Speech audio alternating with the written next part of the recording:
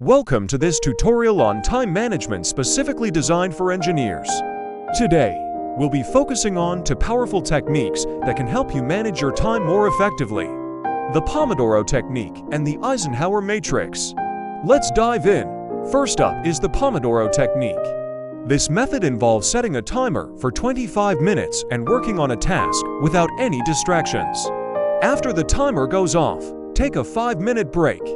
Repeat this cycle to make large tasks more manageable and to maintain your focus. Next, we have the Eisenhower Matrix. This technique helps you categorize your tasks into 4 quadrants: urgent and important, important but not urgent, urgent but not important, and neither. By focusing on the important tasks that are not urgent, you can prevent last-minute stress and improve your productivity.